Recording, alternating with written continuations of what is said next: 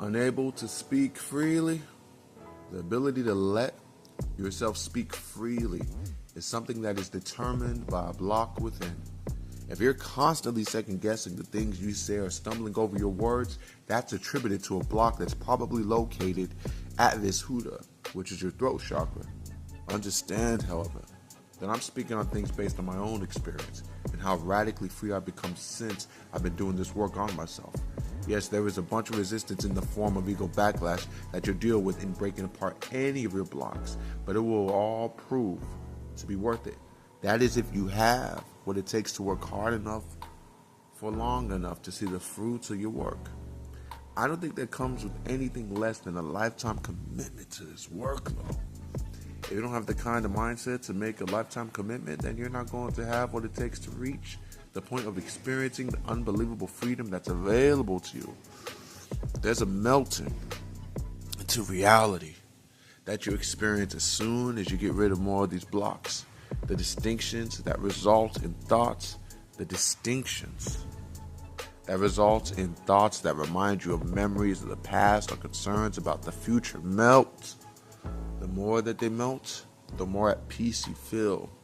It gets to a point where you're just moving through reality worry-free, unable to locate problems even if you try. No one gets to this point. That's almost literally true. No one really knows what it's like to be truly free, to live a life that's free of worry, because no one ever takes the work needed to achieve the peace seriously enough to put time into it. This is despite living with the reality of feeling energy blocks throughout their entire bodies and being significantly impacted by it every single day. Welcome to Talking Peace. I'm UMI, and the date is June 26, 2026. And this is episode 3 of Talking Peace. And that was a couple of paragraphs I've written previously and just sharing it with everyone in the audience. So look, the focus of this program is peace. Obviously, you can say peace is synonymous with source, peace is synonymous with truth, peace is synonymous with God, in the sense that if you get connected to source, connected to God, then you have peace. But peace is the key word I use. Peace, peace, peace, because what got me on this journey is the desire for peace at all costs. I prioritized peace over everything, and that remains true to this day. Peace is the end-all be-all, because peace, deep internal peace equals the perfected human. That in itself will create the perfect version of you. But when I say peace, you have got to understand I'm talking about legitimate peace. Or a better word to use is authentic peace, genuine peace, not a false peace, not a surface level peace, not just fleeting,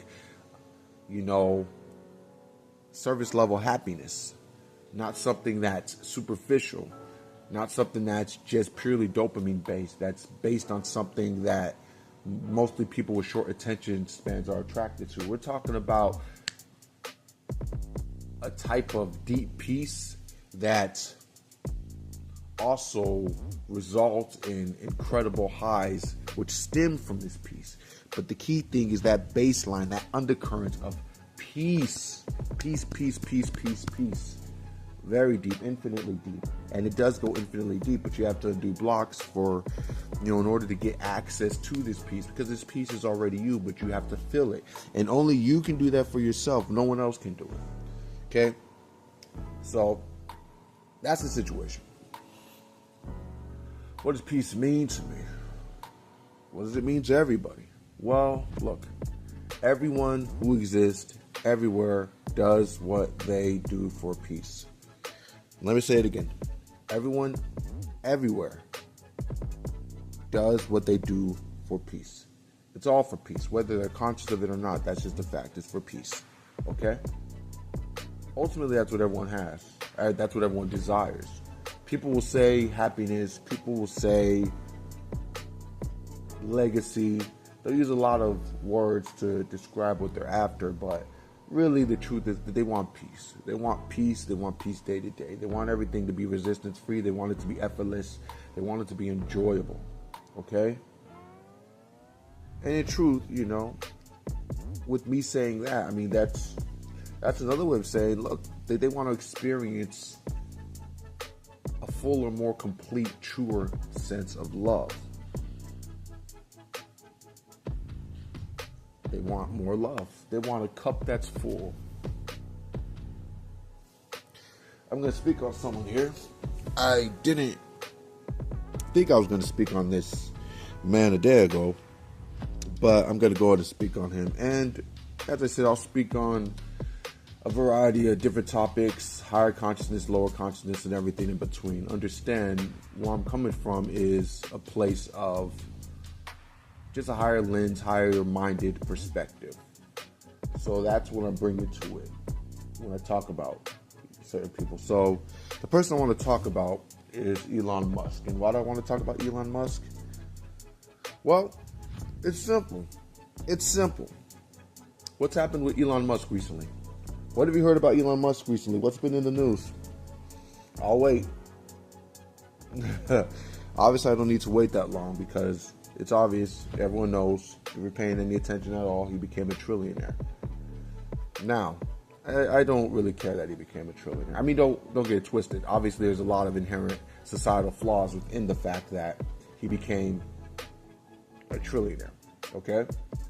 It exposes a lot of economic instability in terms of within this country, but we're not going to get into all that. I mean, yes, there's infinite flaws and issues with the economy, the system, how everything works. A lot of underhanded, dirty, corrupt stuff that goes on behind the scenes, and really this day and age right in front of our faces, but I'm not going to get into that. The reason I want to bring up Elon Musk is because you know who Elon Musk really is? He is a man searching for peace. But not just a man searching for peace consciously, because that's just not the case, because almost no one who exists is really consciously searching for peace. Everyone's looking for peace unconsciously. Okay? And that's Elon Musk as well. That includes Elon Musk as well. Think about this. Elon Musk is the richest man in the world. And Elon Musk, the human being, is completely devoid of peace. He does not have peace. Peace is not a part of his life. He does not know peace. He has no idea what peace is, not even close. In fact, he's miserable. How do I know he's miserable? Because he's on drugs all the time, and because you see the Twitter rants and all the crazy BS, unhealthy, unconscious, negative, dangerous, violent, conspiratorial, backwards, Nazi-like rhetoric that he engages in. The rhetoric that he shares, the false information he shares, what he perpetuates. Fact simply is, this man is not at peace. He's just not at peace. Okay, his nickname should be No Peace Elon. No Peace Elon is not at peace. He doesn't know what peace is. So not at peace means not happy. And you could be like, well, yes, he is. No, he's not. No, he's not. No, he's not. He's not happy. He's not satisfied. That's just what it is. He's on drugs all the time. He carries a tin around with him and constantly takes drugs. There's footage of him at the inauguration for Trump's second term. Just high, looking high. Why would he do drugs? Why does he need drugs? Because people do drugs because they want peace. They want to experience peace. They equate it to high. They want to get high. They want to escape their mind. What happens when you escape your mind? You escape your mind, you have peace. You experience peace, I should say. You don't have peace because no one has peace. And the peace you get from drugs and all this stuff in society that's surface level and external, physically, substance-based, all that stuff, it's fleeting. It's like vapors. It's only there briefly. You can't hold on to it. You can't rely upon it. But that's what everyone's dependent on for their version of peace. And it's not just drugs that you can do out of a tin like No Peace Elon. Okay? It's the liquor. Okay? It's the weed. Alright? These substances allow you to escape your mind briefly, allow you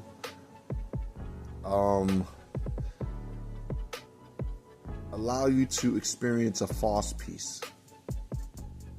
Now, the peace you want to experience is what Sadhguru is likely experiencing, because that dude says he's blissed out, and I believe him. I just see it in his face. Just you hear it in the way he talks.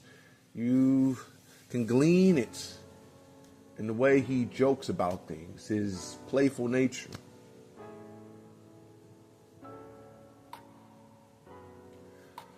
What does peace mean to me? I'll tell you this. I've barely scratched the surface, if I do say so myself, in terms of my own journey. But it's night and day from where I was 6.5 years ago. Internally is what I'm talking about. It is night and day. It's a wonderful thing. It's a wonderful thing. I've, yes, very much attained a certain degree of permanent peace. But don't get it wrong. I know this goes infinitely deep. That's the thing that's wonderful about this, is this thing goes infinitely deep. You can always get more peace.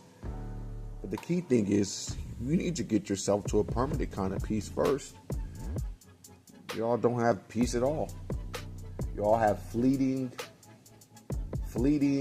unreliable highs. And I say unreliable highs because even if you have consistent access to drugs, your substances, whether that be liquor or your hard liquor, like your vodka, or your gin, or your whiskey, or drinks such as Four Loko. They don't do Four Loko with caffeine anymore. When I was drinking all those Four Lokos with caffeine, man, those will mess you up.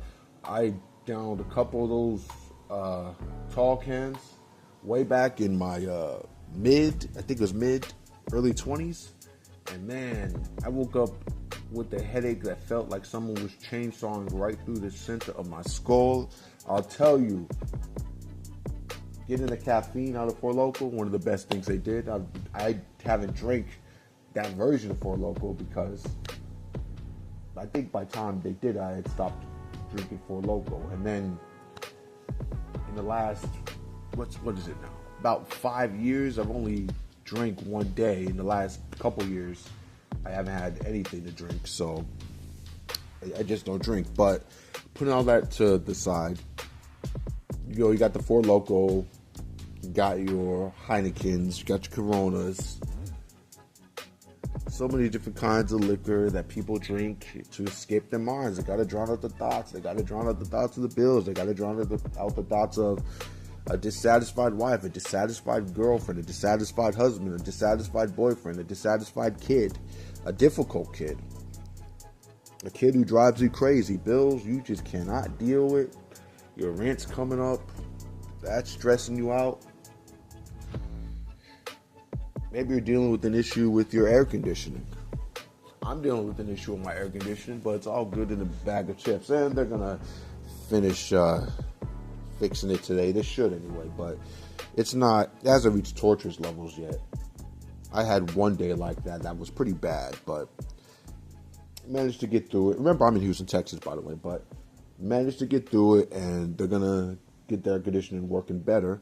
But despite all this, that undercurrent of peace is just there. It's all good in a bag of chips, because the lack of the air conditioning working is not inherently a bad thing. It's just a thing that's happening. It's just a thing that's happening. But let's get back and talk about no peace Elon. So, I mean, does this man look happy to you? Does he sound happy to you? He doesn't sound very confident for someone who is a trillionaire. You just hear him speak. Seriously insecure person. And lack of charisma and all that. And we're just talking about him really just as a person here. This is not going to be, on the political end of things. We don't need to touch on that. I just want to make it clear that Elon doesn't have peace. Elon doesn't have happiness. Elon doesn't have satisfaction. And think about that. Managing, by the time you hit your 50s, because Elon Musk is in his 50s, even if you think he looks 10 or 20 years older, Elon Musk is in his 50s, And he's the richest man in the world. The world's first trillionaire. The world's first trillionaire.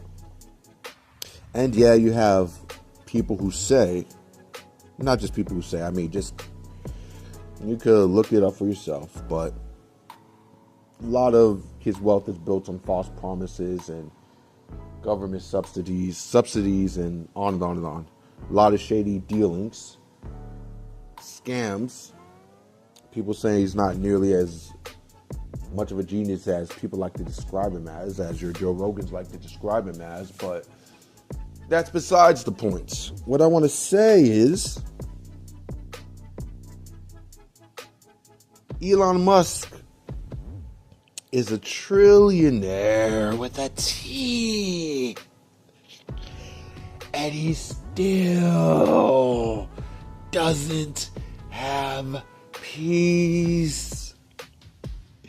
He's still unsatisfied. Still $1 trillion. $1 trillion. Isn't that like a 1 followed by 12 zeros? Isn't it a 1 followed by 12 zeros? And Elon Musk is still not at peace, still unhappy,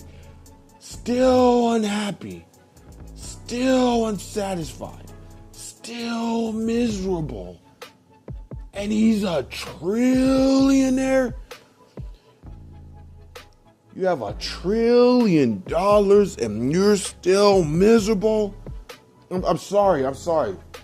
I know it seems like I'm on this for too long, but I really just have to emphasize just how evasive and how unattainable peace actually is. Though it is actually attainable. Don't get me wrong. It's not impossible at all. You know, I will say I am an example of that. Okay? But with that said, Elon Musk accumulated $1 trillion. $1 trillion. At least that's his worth. $1 trillion. And he's still unsatisfied. He's still unhappy. He's still miserable. Still miserable. $1 trillion can't make you happy. Which means, let's really keep it a buck. It was for nothing. Because it's not like the $1 trillion that he made was the result of putting the human race on Mars. It's not like it was the result of coming up with some type of artificial intelligence that managed to feed every hungry human on the face of the earth. You accumulated $1 trillion for yourself, and you are less at peace than I am. And at least financially, even when I am what we would consider conventionally successful, from a financial standpoint that is, I still would not be worth mentioning in the same sentence as an Elon Musk from a financial perspective. Even if I was sitting on 10 million, 100 million. Okay, you may not even be fair to mention me in the same sentence with him if I'm sitting on $1 billion. And I still have more peace than Elon Musk. And I don't want to brag on nothing. This is not about bragging on anything. This is not about bragging on anything. What I'm telling you is that the money is not going to bring you happiness and satisfaction. It will give you options. It'll give you options. You will have more opportunity to get it right. But at the same time, your journey to success, your path, your adventure, your commitments, your goal of success over the years and years and possibly decades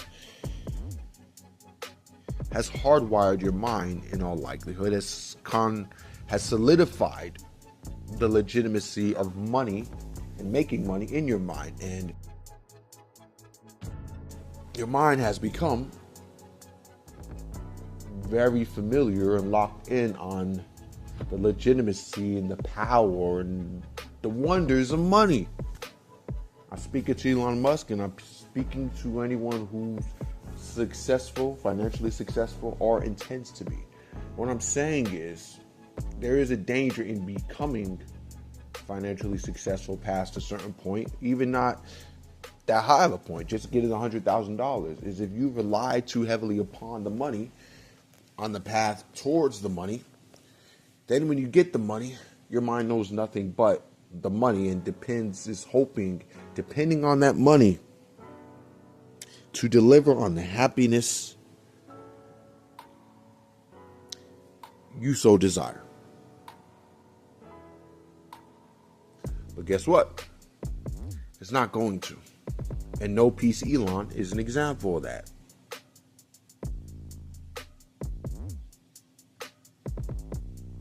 Just think about how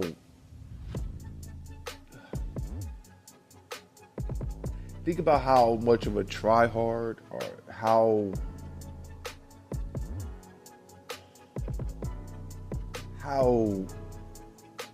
uncertain, how insecure, how lacking in self-esteem, how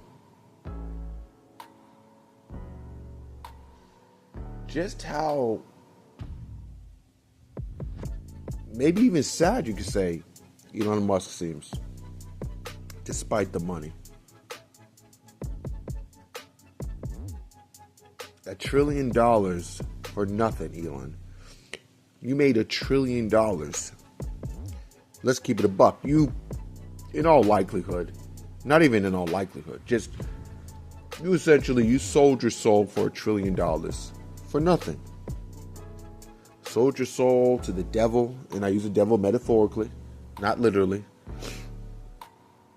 You sold your soul to the devil for $1 trillion for nothing, for nothing, for nothing, for nothing. Because you know what's messed up is you're going to probably end up in prison anyway. The person whose coattails you hung onto in 2024, he's going to be out of here soon. Just look at him. We don't need to get into that. I'm talking about Donald Trump, of course. For nothing. Countless years for nothing. $1 trillion for nothing. Because it's $1 trillion for nothing. And what's funny is you're probably going to lose a massive amount of that wealth if certain people get into office. They're going to take it from you. I mean, I'm talking about they're going to take. You're getting. Oh, that's getting. The $1 trillion. The whole $1 trillion deal. That's going to get taxed into the realm of impossibility. Legislation will be passed to make being a trillionaire in the future an impossibility. And okay, it'd be all good. Everything I said. I mean, it'd be understandable if you actually had achieved peace. But Elon Musk, you didn't achieve peace. Audience, you hearing me? He did not achieve peace. No one has, anywhere. I'm off. We're done talking about No Peace Elon. That's my spiel. Just to say one more time. $1 trillion for nothing.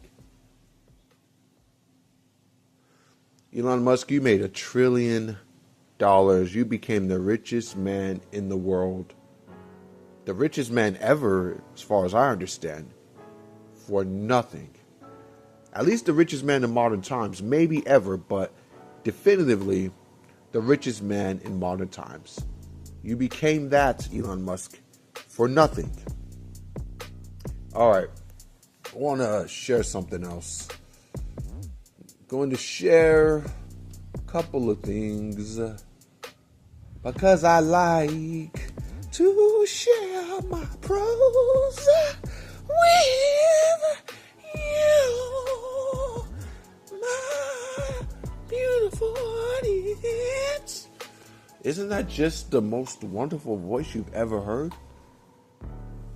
If you say it's not, you're lying. You're lying. All right. Anyway, check this out. All right.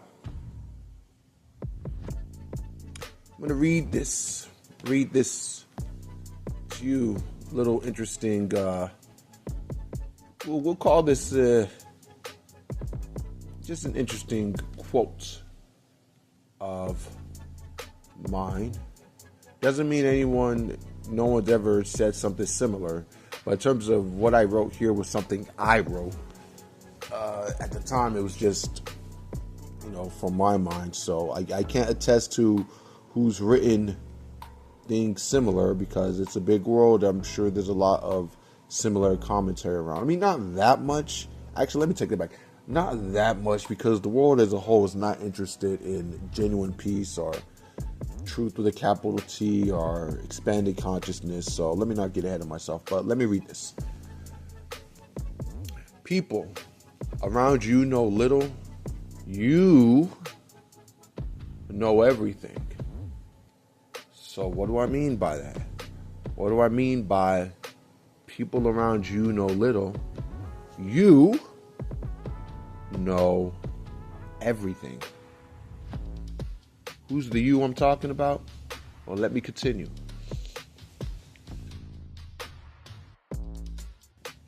Many might read this commandment and use it as an excuse to become conceited, big-headed, full of themselves. But understand, the you that I am referring to is the true you, not the artificial, physical you. That is little more than an amalgamation of countless interactions and reactions to societal and personal norms.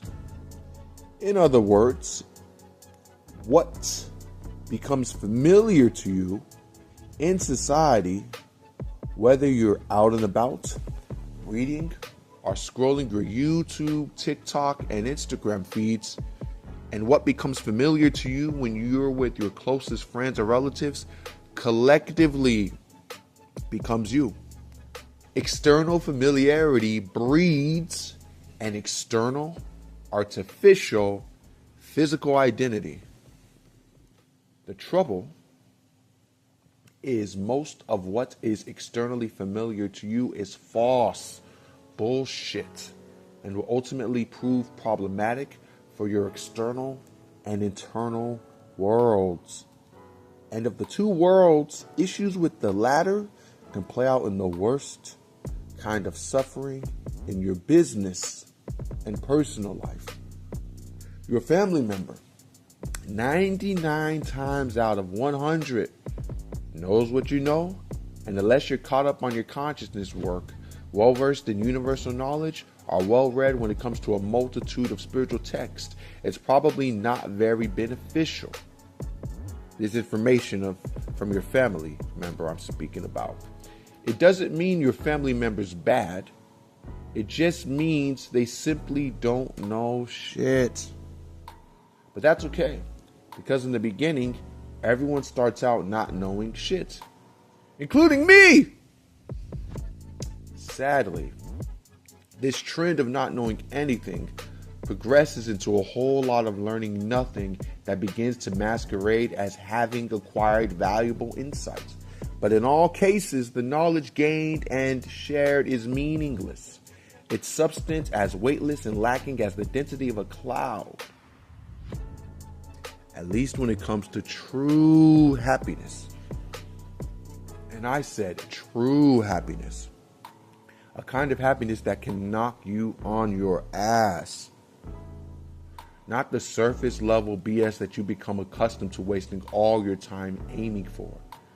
Because what you're going to hear the well-intentioned know-nothings talk about, for the sake of discussion, we'll call them know-nothings, but we'll say it with plenty of love, is making money and working hard. That's what the know-nothings talk about. More money, more status, more work.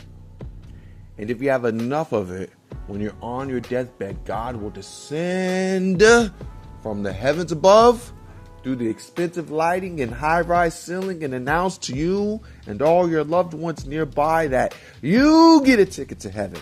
You get a ticket to heaven. You all get a motherfucking ticket to heaven. Then in a hushed tone, that will be $3,720,000 plus my appearance fee. But the sad news is, my friend, God ain't a man in the sky, and the infinitely loving, peaceful, creative source that God is gives two fucks about how much property you can brag about owning or how many greenbacks you can fan out in your crusty old hands moments before you call it permanent quits.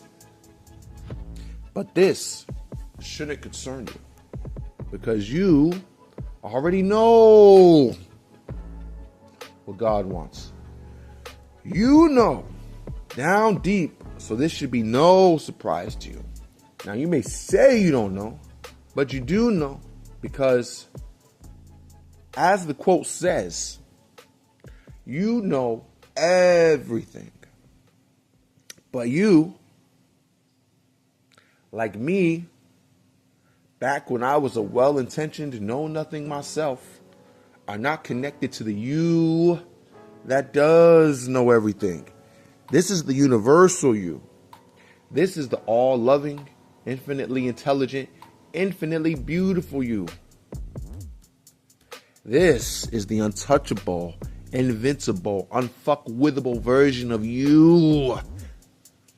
But you, my spiritually minded friend, are disconnected from it and completely aligned with and aggressively inhabited by the current version of yourself. Status quo you. Status quo you goes hard in the paint, sticking up for the norms and rallying the troops against all conscious things, foreign and domestic, that try to gain entry into your precious mind space. Your job, however, and this may surprise you, is not to get new information in, at least not at first. It's to get status quo you out by breaking yourself down from within. You gotta break yourself down. You gotta break yourself down. You gotta break yourself down from within. Otherwise, you're simply stacking new information on top of old information and creating further internal conflict. Maybe even a sense of hopeful delusion that things will be all right, even with the internal enemy still putting a beating on the new information within. This is prevalent in the psychiatric community because patients never get the actual help they need and instead are sent on their merry way with the lackluster coping mechanisms. So, the whole game is to break yourself down from within, which consequently will eliminate status quo you and allow the true you to gain entrance through the unseen door. And this version of you is extremely literate in the art of give no fucks. And what do you know? This happens to segue seamlessly into the next quote. But I'm not going to speak on that quote just yet, though I will get to it. So what do y'all think about that? What do y'all think about that? That's something I wrote a few years back. It's just been sitting on my laptop. Well, really, it's been sitting on my Google Docs. Let's say on my laptop. It's not actually on my laptop. It's on my Google Docs. I have Google Docs opened on my laptop. My old laptop with the broken L key that I can still use, but won't be using for long. I don't know why I'm singing, but I can't stop myself from singing. Okay, let me chill out. All right. So yeah, you have to break yourself down from within, but this really gets into the fact that, yeah, a lot of people can talk like they know stuff, including me. including me. Listen to me here. You and I here talking like I know stuff, like I know things. Here's the thing. You yourself, you can figure out if you and I knows anything or if he knows jack shit. But you can't know that. You can't figure that out by asking another person's opinion of me. You can't figure it out by opening up YouTube on your phone or your laptop, most likely your phone, and showing a video of me to your close friend or your mom or your brother or your sister or whoever, your cousin, and saying, hey, what do you think of this guy? Does he seem legit? Doesn't matter what they think. And I'm going to be honest.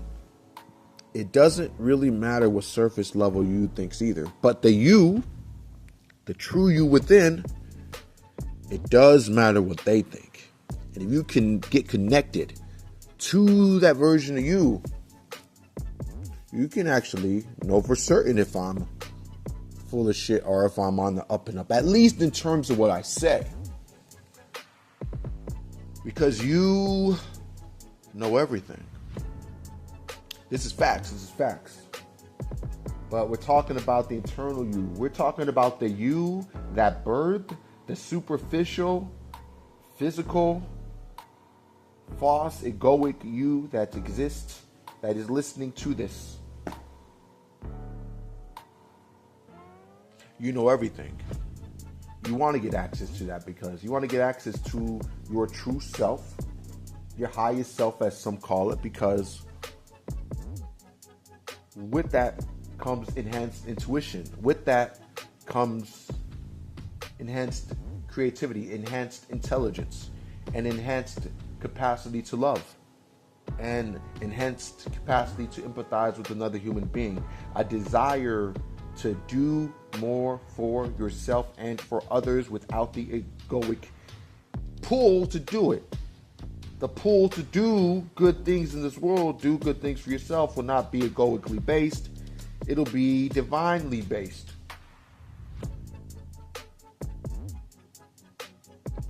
The desire to create, to be better, will overtake you in the purest, most magical, brightest sense. You have no idea. You have no idea what's on the other side of this thing. It's up to you to access. You have to want to do it. It's an individual thing. Yes, you can get started getting good advice from people, watching dope-ass teachers like myself. The thing is, I really do think I'm dope. But understand my dopeness, my sense of my dopeness comes from a place of just like, look, man, it's all good in a bag of chips, and I think I'm dope. I think I'm dope because I'm not hung up on a lot of my imperfections. I'm more accepting of my imperfections.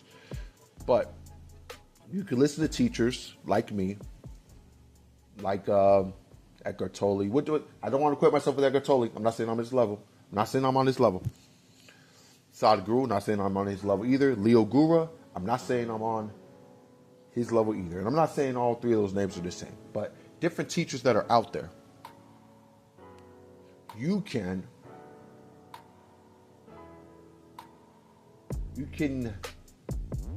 learn a lot from them. You can absorb a lot. But at the end of the day, they're not going to be the deciding factor of whether you achieve genuine peace within. Here's the thing about money and peace. I'll tell you, and I'm telling you from a perspective of someone who has had a certain level of privilege, a certain level of hardship, who's presently not rich by any stretch of the imagination, but is not struggling in the classic sense. Though I wouldn't consider myself even middle class, I don't consider myself to be struggling either. There are privileges too that have allowed me just to be able to have a level of comfort. But with that said, there's points in my life previously where I made more money than I'm making now. And there's be points in the future I make more money than I've ever made. That is a certainty. I don't need to get into why, that's just a certainty. But in terms of in the past when I was making more money, a good chunk more money than now, I was so much less at peace. And there's a number of reasons for this. But the number one reason that this lack of peace, what it was rooted in, was a lack of, or we should say, I could say too many blocks within, a lack of work done within. It was an internal thing. It all stemmed from my internal world, because your external world is a reflection of your internal world. We've all heard it. Well, no, we all haven't heard it. I assume because I've heard something or I read certain things, I paid attention to certain information, I gravitate toward certain information, and people who teach, who give valuable insights. I assume everyone else must have that information. That's not the case. It had to do with the density of blocks within, and that was the reasoning for my lack of happiness, my lack of peace in the past. Even when I had more money, I have less money now, but I literally feel like I have more money. And the way everything's unfolding is I seem to always have more cash on hand to spend, even though I'm making less money week to week, which is crazy. But this type of situation, this continuously unfolding situation, because the situation in terms of my money is progressing more favorably as time goes on, but this unfolding situation is something that aligns, or you could say correlates perfectly with the increase of internal peace over the last 6+ years. So understand that it goes a long way, but it just, you have to be committed, and you do have to make a lifetime commitment. I'm not saying you have to make a lifetime commitment, because it's going to take a lifetime to achieve peace, to attain any permanent sense of actual peace. Okay, because I managed to attain what I would call a permanent level of peace, something that's just fixed within and there and solid, and I could be relied upon or I could rely upon at a bare minimum. I did that in my 30s. Okay? But let's keep it $150. The version of me in my 30s versus the version 10, 15 years down the line, that version is still a night and day thing. And let me make it clear, I'm in my 40s now. I'm 40 exactly. So I'm not in my 30s currently. I just left I just turned 40. So, well, no, I didn't. I'm getting twisted up. I turned 40 like 7 months ago. Anyway, putting that to the side though. But the peace I'm talking about, that was attained in my 30s.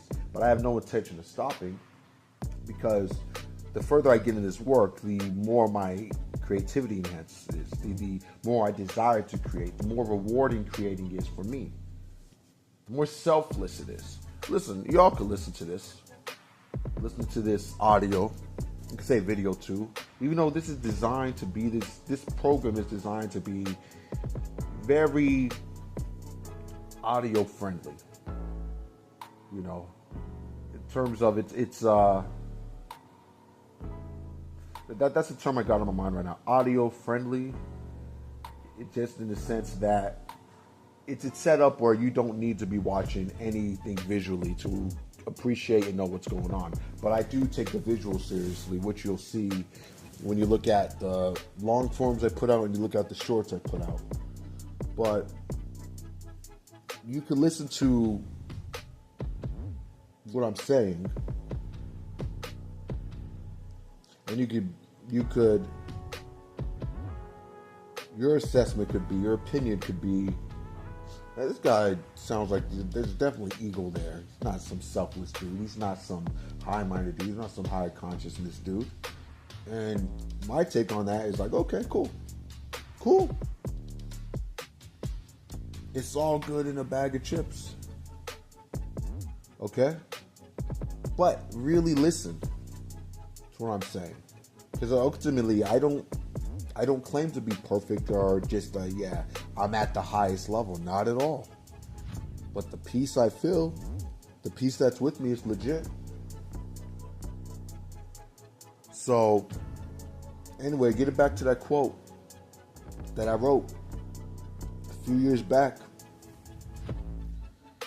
People around you know little, you know everything.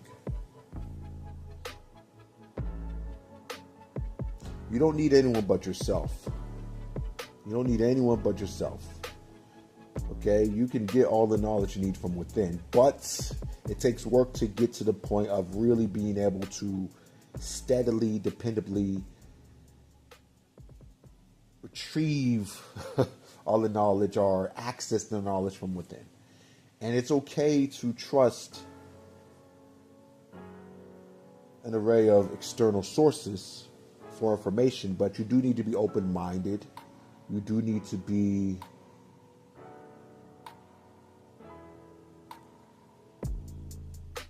I would say discerning, selective. You need to be careful with the information that you accept as true. And to the best of your ability, within reason, if you can, use your own direct experience to see if something is true for yourself. With what I say this internal work, things such as meditation and Kriya Yoga. Go do some serious meditation and keep it up. Start a meditation routine and do it daily with the intention to increase your time, every week or so. Increase your day-to-day time, whether meditation, Kriya Yoga, contemplation. Do this and commit to it every day without missing a day and see what happens. See what techniques are working for you. See how you feel. Understand ego backlash is a serious thing, so that'll tear you up from the inside. And if you're not serious about the work in the first place, ego backlash will fully convince you that this work is ineffective, it's going to do nothing for you, it's not going to take you anywhere, and that's going to be the end of that because you were not committed in the first place. Got to be committed. And frankly, a lot of people just have to go through a lot more bullshit in life, maybe not just this life, but future lives as well, to get to the point where they're able to commit. There's going to be a lot of people who listen who are literally unable to commit and will be unable to commit for the rest of their lives. They will not be able to get themselves to commit. And of course, they'll be able to rationalize it. Remember, this is a trick of the ego. They'll rationalize it. I don't have the time. It's not going to work anyway. I've tried this kind of thing before. My dad told me this. My mom told me this. My girlfriend told me this. My wife told me this. My kids think this. This book said this. This spiritual teacher over here said this. It's just bullshit. It's bullshit. I'm the example. I'm the example. At least from my perspective. Unfortunately, I can't take my consciousness and my base of memories and references. I can't take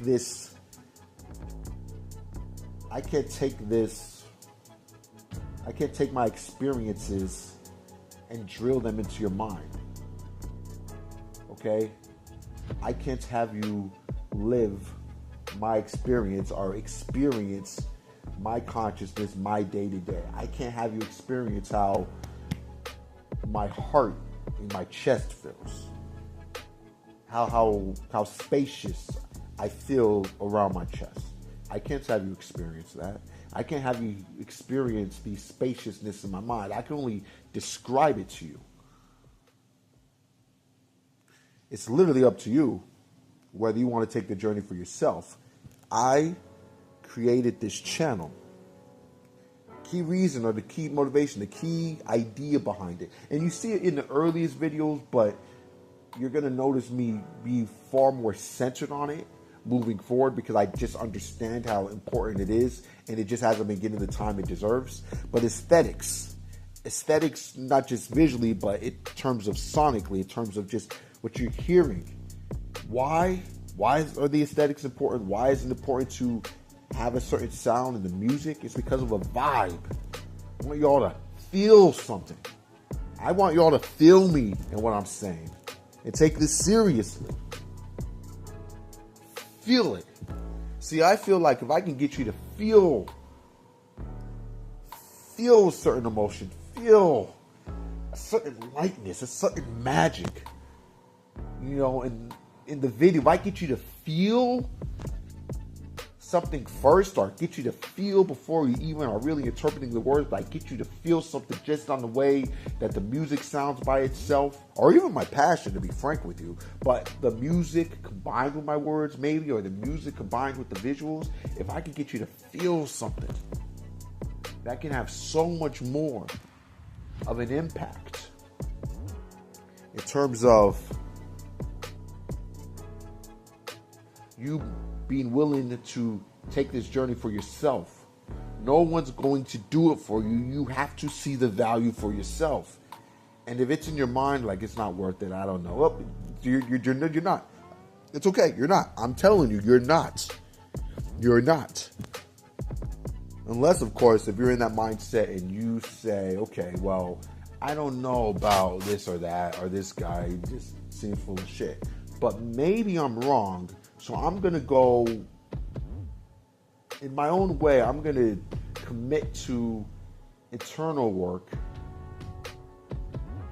to find out within if I'm wrong. Just to see if I can prove myself right or wrong in terms of my opinion of this guy and his content. Problem with that, though, is I think like the only way you really, it's like, the problem is you wouldn't put the work in for long enough to be able to prove me right or prove me wrong. Really, the truth is, if you prove me wrong, it means you really didn't go hard enough. You're not serious enough, because I know it's legit. But the only way you find the truth of what I'm saying is there has to be a long enough commitment to be able to discover it for yourself, a serious enough commitment.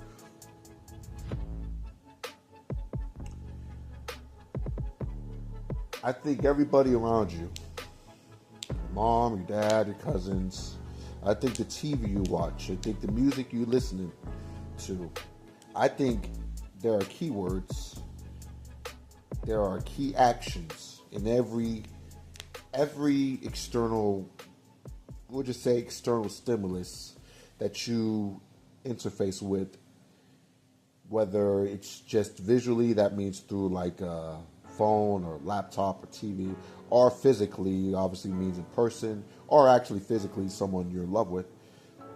I think these people or these things,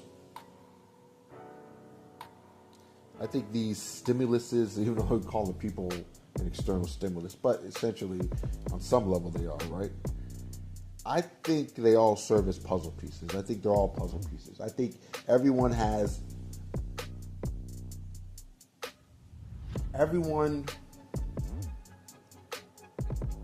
is supposed to or has an opportunity to put together their own puzzle. And for everybody, they have to find different pieces within countless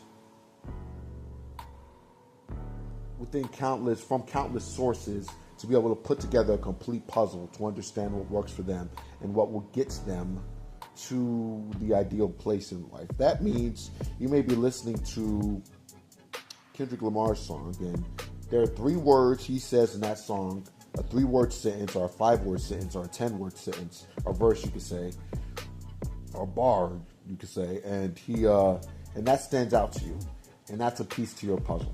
And it's unique for you because those same words wouldn't hit me the same, they hit you the same way.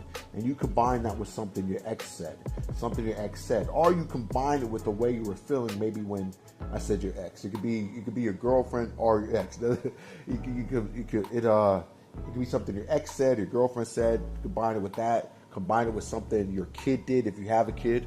Combine it with something you remember about your dad that just keeps popping up in your head. And you got one puzzle piece after another.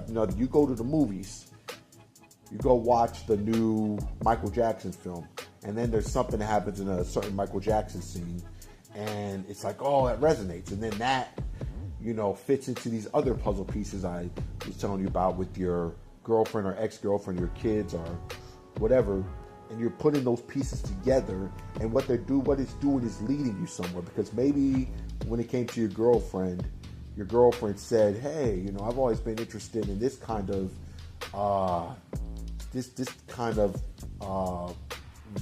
expression, this version of expression when it comes to expressing yourself. And your dad talked about the same thing in his own way at a past time. And Michael Jackson makes some type of reference to it in the movie. You know, and you're just putting the pieces together till it brings you to a point where it's like, yo, that's what I want to do. And you're compelled and you move at it. And it's true for you. Those puzzle pieces become a lot brighter, a lot clearer, and they make more sense when you get connected to the truth that's within. Let's get to the next quote. All right. We're roughly an hour in. Will actually be, several minutes off. Will it be literally about an hour in when this video is put up? Because there might be a few edits and maybe it's actually at 50 minutes in terms of what your clock says when you're watching. I don't know, but let's get to the next quote. If there is no breakdown, there is no break now. Let me repeat that.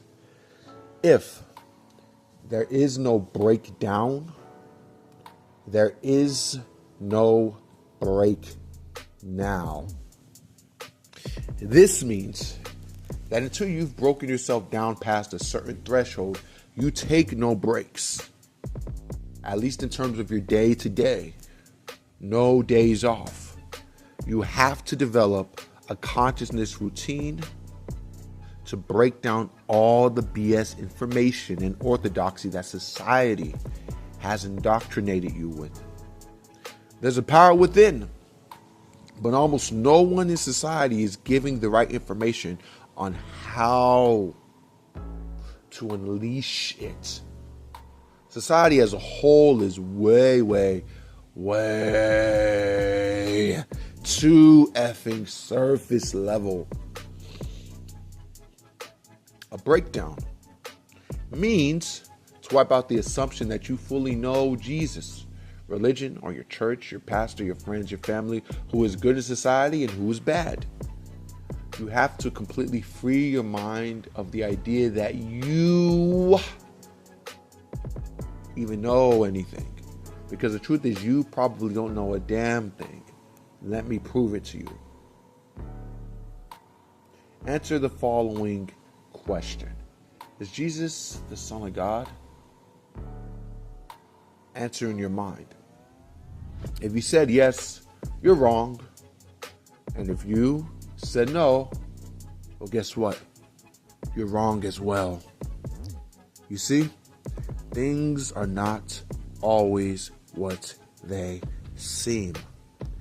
We'll revisit the Jesus point later on in this quotes. When it comes to understanding a situation, you know, it's funny, I'm saying quote. I mean, it is a quote, but these are very extensive quotes. That's what we'll just say they're extensive. But when it comes to understanding a situation or a thing, there are infinite levels to it. No one understands one thing exactly the same. Embedded in that statement is that everyone's opinion is highly limited and perspectival, meaning that their truth was never meant to be entirely yours. A simple way to sum it all up: never accept someone's opinion, hook, line, and sinker. There's always going to be something said that does not apply perfectly to your situation. In terms of Jesus, he is the Son of God. The question is, does your mind see him as the only Son of God, or accept him as a Son of God, just like everyone else? If the answer is the former, ask yourself, why and where did that belief come from? Then ask yourself the problem with him being one of the sons of God. Don't be surprised if you feel some resistance inside at the thought of this. That's to be expected. It might go against the orthodox teachings of a church or a family for you, and the thought of Jesus being anything other than the sole Son of God might even seem ludicrous. Even mentioning it might offend some people. Of course, offense is just a protection mechanism of the ego. I'm just saying. It's It's 2026. So the church isn't as prevalent as it once was, but still, it's mainstream. You notice that I wrote this a few years ago, so I had to change 2023 to 2026. If all of y'all picked up me slowing down a little bit at that part, but yeah, it's 2026, so the church isn't as prevalent as it once was, but still, it's mainstream. And there's a reason why religion has managed to last all these centuries. Some more atheistic or scientifically minded individuals might think it's because a large segment of society is stupid, or that the ones who promote the church are evil and just happen to be very clever. But the truth of the matter is far more profound. Maybe religion and the church has lasted through all the millennia because beneath all the lies, distortions, and falsehoods lies a universal truth at the core, a truth that will remain unchanged for all of eternity. Even the most backwards, closed-minded, extremist churchgoer intuits something inherently true with the capital T about religion. That truth is that it's constantly pointing people in the right direction, but never outright giving out the answers. But since I'm here, let me go ahead and tell you the secret of what religion and the church has been suggesting. Are you ready? Well, here it goes. God is in you, and in fact, God has been in you all along. So with that, as Jay-Z so famously coined, on to the next one. So we're done with that quote. And yes, there's no breakdown, or let me go look at if there is no breakdown, there is no break now. So yes, you're not going to really get a break of, in terms of the stresses of life. And I should have touched more on that in what I wrote here. I'm not going to lie, because I read this and back at the time I edited it, but I feel like I could have added more to really speak on just the fact that the peace, when the peace hits you within and is permanent, it feels like you're resting while while being awake. I mean, you're resting while being awake, like a wakeful restfulness. Or no, that's a bad way to phrase it. Like there's a wakefulness, but there's a constant rested feeling. You feel at rest. You feel rested. You just feel well rested. That's the thing, And in feeling well rested, as a result of this work, that's representative of a break from what you experience day to day, because day to day, everyone's living in what has been coined, and I don't remember who coined this term. I've probably heard the name a good number of times. It's been a quote I've heard countless times over the years, but quiet desperation. People living in quiet desperation. That's what people are dealing with. They're constantly stressed about everything. They're bothered with how long this video is right now. Some are bothered with how my voice sounds. Maybe they don't like how deep it is. Maybe they don't think it's deep enough. Maybe they think I'm obnoxious. Maybe they think I need to speak louder, which I'm speaking pretty loud, so I'd be surprising. People could find, anything to be bothered or upset about, but we're not even talking about looking for a thing. In terms of just how the human psyche works and how the consciousness of your average human being is, they're suffering constantly. It's low-level suffering, not high mind-numbing suffering, but it's I'm not going to say mind-numbing, mind-shattering suffering, but still, most people are constantly suffering. So you've got to break down the blocks within, and it's a constant, relentless process. It's essentially a war of attrition. You have to break down the blocks within if you ever want an actual break now. A break on the day-to-day where you wake up, you handle your business, but you're not feeling stressed about things. And the result of this is it'll be a constant thing in your life where you just stop and you're like, wow, I feel good and I feel calm and I just feel at ease. Like, wow, I'm not really worried about anything. I know I got some stuff to handle, but I'm not worried about this. I'm not worried about that. People listening, please watch out for your mind, because your mind's there's a lot of people here who their mind will convince them that they already got that. You don't.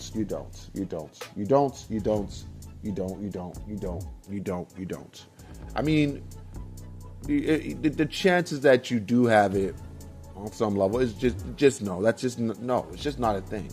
All right, you have to, like, put it this way. Here's an example. I can say that to someone, and then there might be people in the comment section, if this video gets comments, like, well, what do you know about what people are feeling inside? How are you going to tell someone they're not happy or not at peace? And they're frustrated and writing that out, or even just thinking it? Well, pay attention to that frustration. Pay attention to writing that out. And just how long you stay on that. Okay?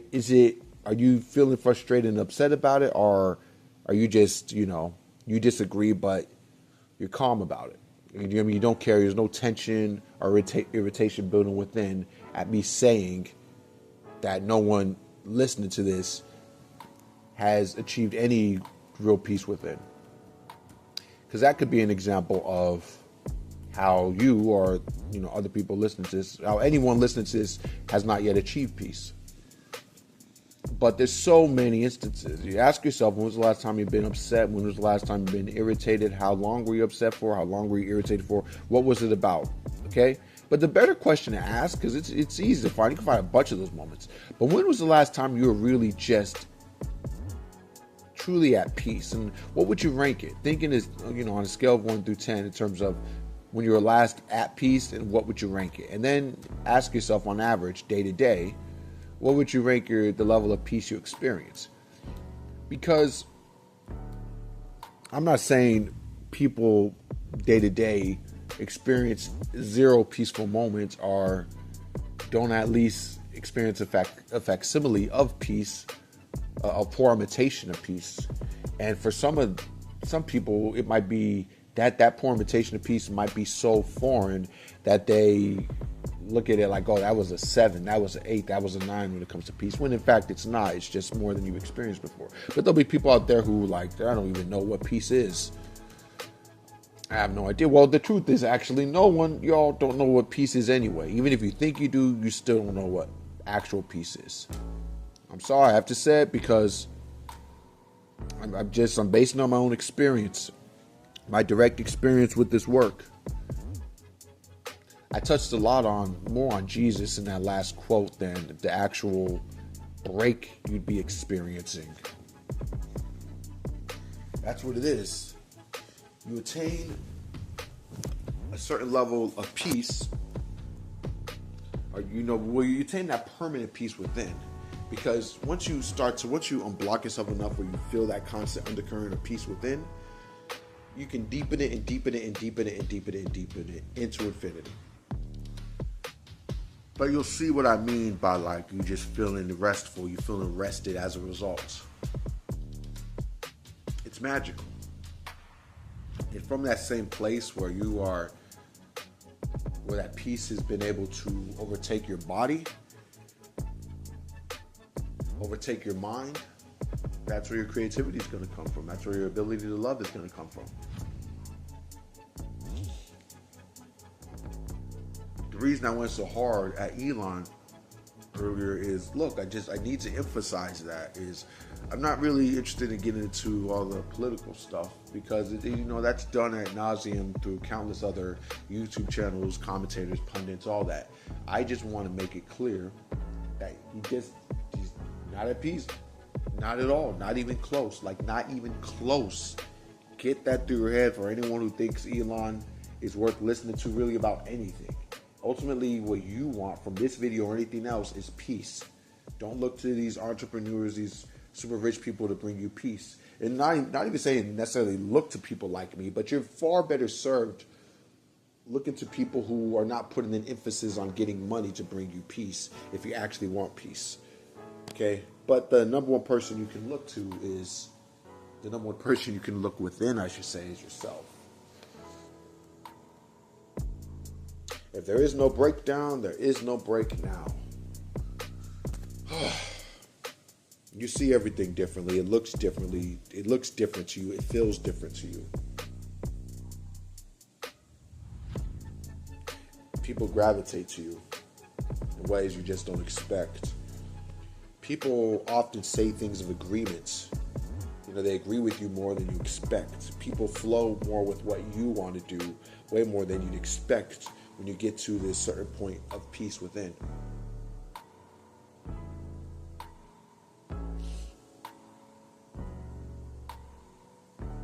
I'm gonna very briefly into another subject that's just out of the blue because I want to speak about it. Twin flames.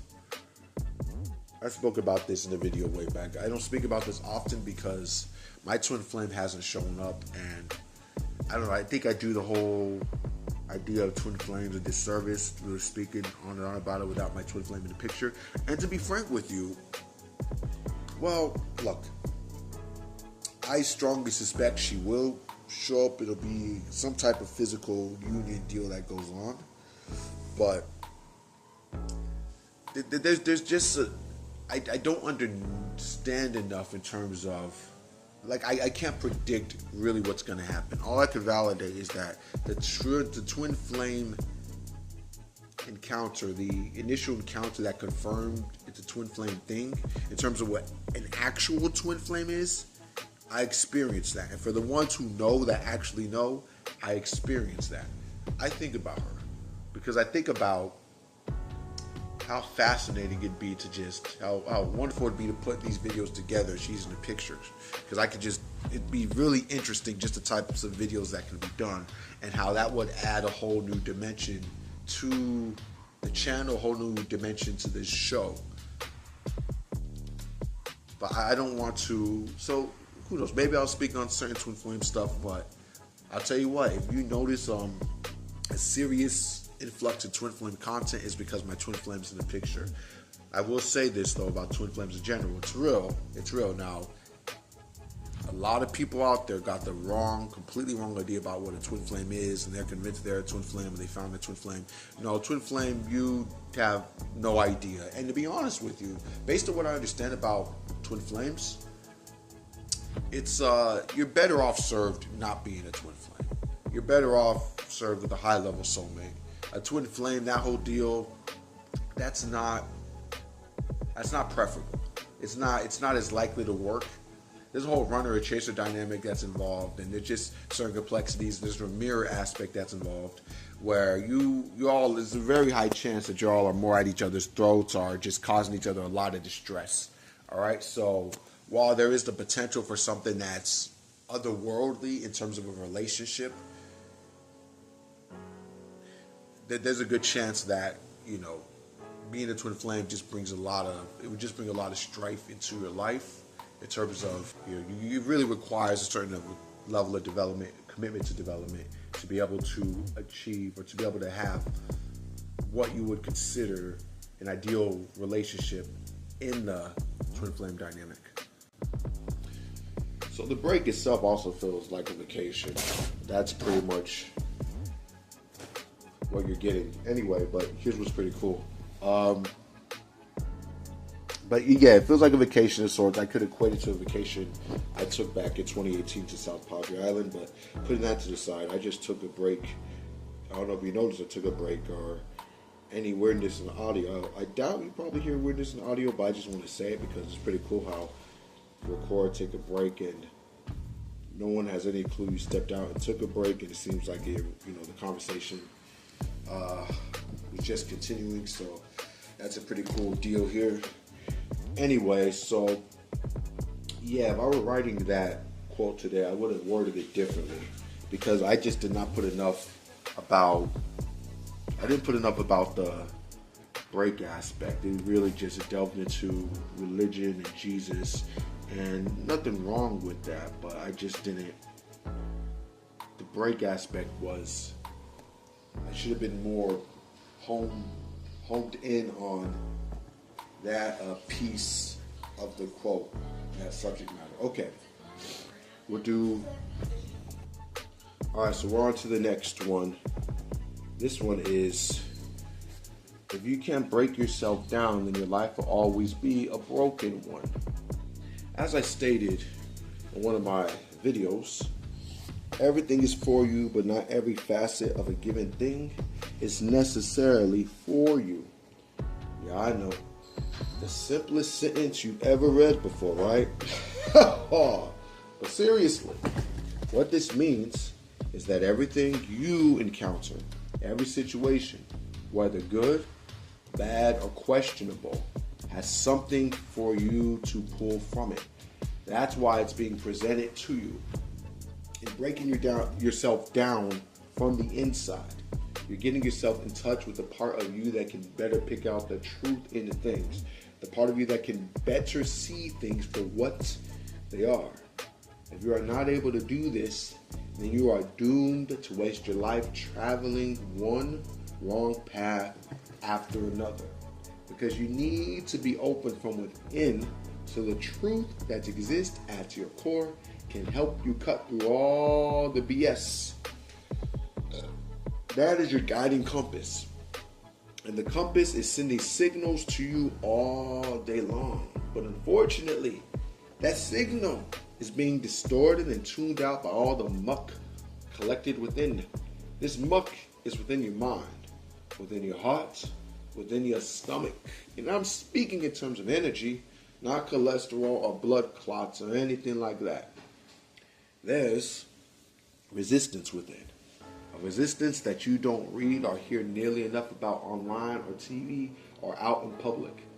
I'm talking about a resistance that keeps you from the happiness you deserve, that keeps you far from anything resembling love. This resistance within is real, and it can't be addressed by writing down your feelings or acknowledging and speaking of them to a therapist. The root of everything wrong with your life is a lack of connection with the part of you that existed before you incarnated as a human being on this planet. This is why the effort of breaking yourself down from the inside has to be a constant. If not, it's too easy to get sucked back down the rabbit hole of nonsense, watching one BS video after another, getting embroiled in one BS problem before getting involved in another. The entire world is relentlessly throwing shit at you, and it only takes one curveball to throw you off course because you regress and potentially keep you off track for the rest of your life. And in terms of there being levels to understanding a thing, think of what money would mean to you at 5 when you had no concept of it, to what money represents now in your life. It's the same in terms of seeing the importance of breaking apart the muck from the inside and not even knowing what spirituality means. You don't know what you don't know, so it seems unimportant. The relevance of going inside seems small in the face of having to pay bills, get into a quality relationship, feeding your kids, getting them to school, and making something meaningful out of your existence to show everyone that doubted you that you're somebody. The one thing is certain. Almost no one will ever tell you the secret to having all those things while managing to connect to the most important thing of all. Hence, it starts with an H. It is to go inside. One thing is certain, almost no one will ever tell you the secret to having all those things while managing to connect to the most important thing of all, which is to go inside. But if you doubt it, let me break down what your life looks like if you achieve every physical thing you can imagine, but you fail to do the internal work. You make your first $1 million between 30 and 40 years old. Let's go ahead and give a wide age range to encompass a large swath of readers. Your mentality was get rich at all costs and F everything else. Because in your mind, the money equals the security, the relationship, the family, the ability to go on vacations, approval from the people that doubted you, and last but not least, a chance to be happy. 2, you get in a relationship. If you're a woman, with the most beautiful man you can imagine, and if you're a man, the most beautiful woman you can imagine. On the surface, this person loves you and they're in it for the long haul. This second part assumes you want a relationship in the first place. 3, you purchase a nice house or apartment. The security system's on point. It has a wide backyard. If it's a house, you have plenty of food in the fridge and even a couple of guard dogs if that's something that appeals to you. 4, next, you have a couple of kids. A girl and a boy born just a couple of years apart, just to keep the visual balanced out. You are able to purchase these kids all the gifts they could possibly want. Tablets, toys, clothes, shoes, candy, endless visits to Chuck E. Cheese and Toys R Us for birthdays and holidays and good behavior celebrations. Let's just say you spoil the hell out of the kids and send them to the best schools and blah, blah, blah, blah. On to the next. Vacations, yes. Let's talk about all the vacations you get to take. Hawaii, Florida, South Africa, the Rocky Mountains, whatever. You and your family take the vacations, spend time in high-end motels, witness the most spectacular sunrises and sunsets, eat all of the best food, all of these moments shared with your precious, precious family. It's the dream. You're living the dream. Tears in your eyes. Tears in the eyes of your wife/husband and kids. You're a fucking superhero to yourself and to them. It's beautiful. You did it and you're only in your mid-30s or early 40s. Even if you achieve this in your 50s, it's amazing, right? Right? I mean, it should be. After all, you worked so many years for it.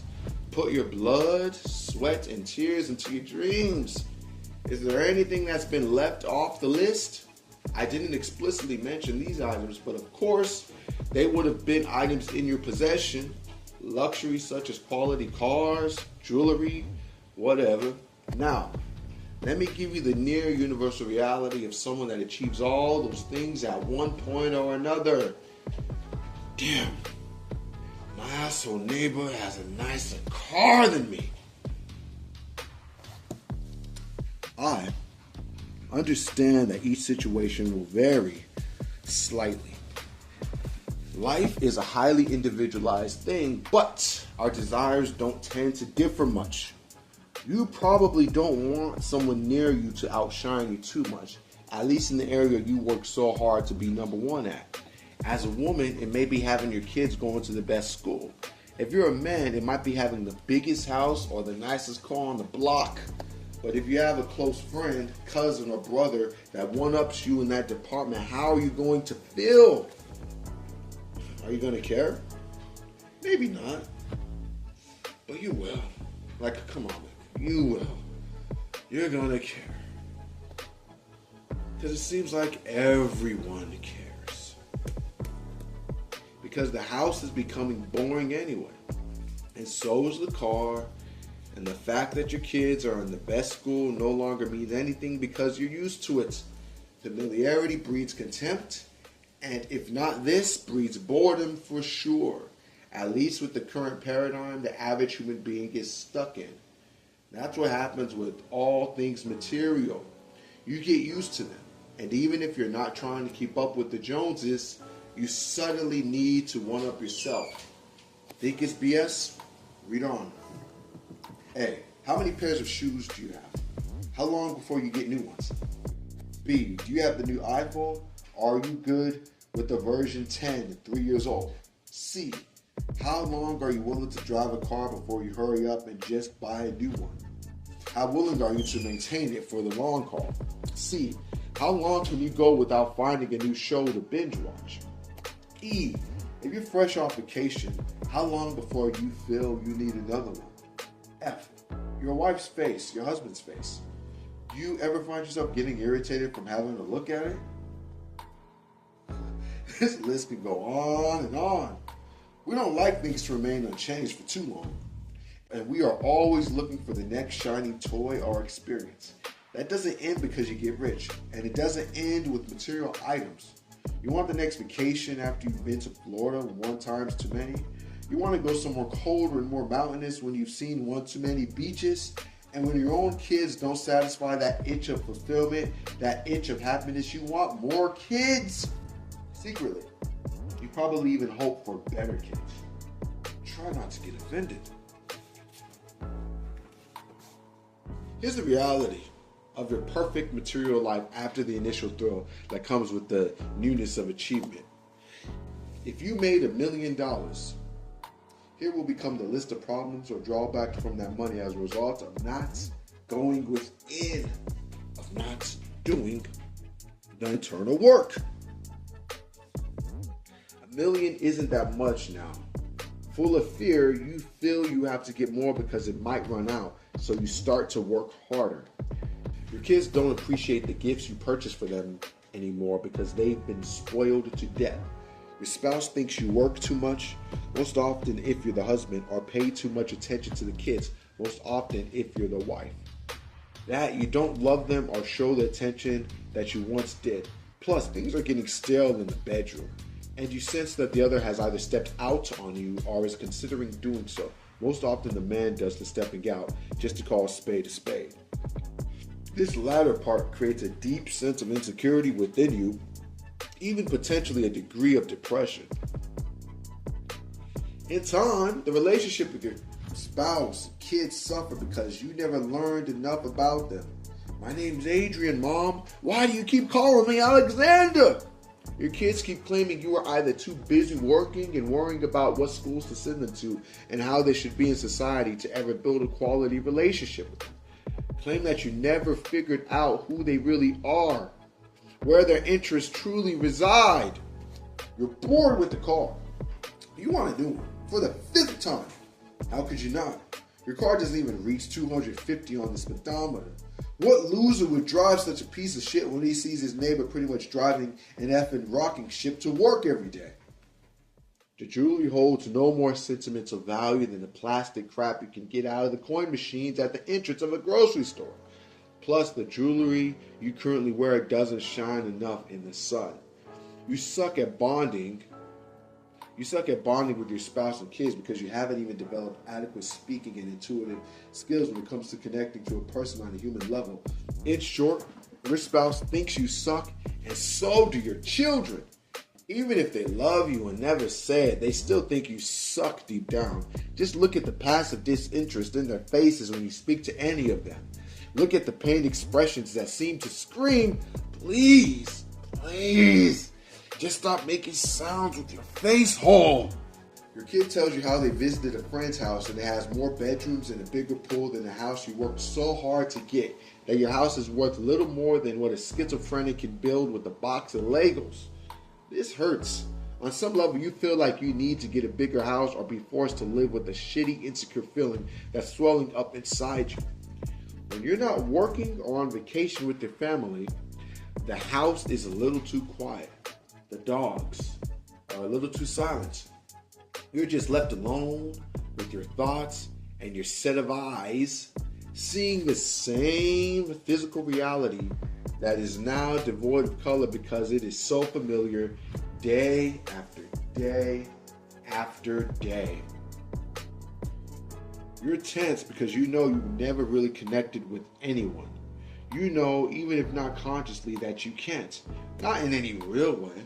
Of course, you can have the facade of a connection, but the trouble with the facade is that the true part of you deep down knows it's a facade.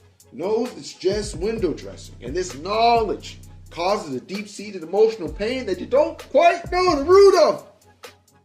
Everything I mentioned is a rough example of what your life will become without going inside, with little exception. Sure, a few details may be different for each person. There might be some comical exaggeration, but this pretty much sums it up.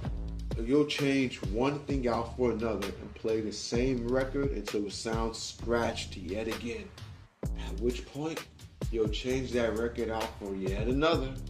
And this will go on and on until you die.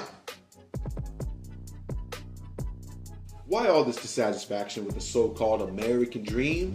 Because the American dream is permeated with American energy, and American energy is ripe with a dark history. Selfishness, trauma, greed, closed-mindedness, a lack of empathy, and the lack of an open heart.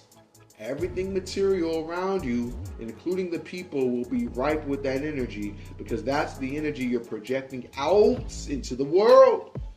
And this is all because you have failed to work on yourself. How does the saying go? Wherever you go, there you are.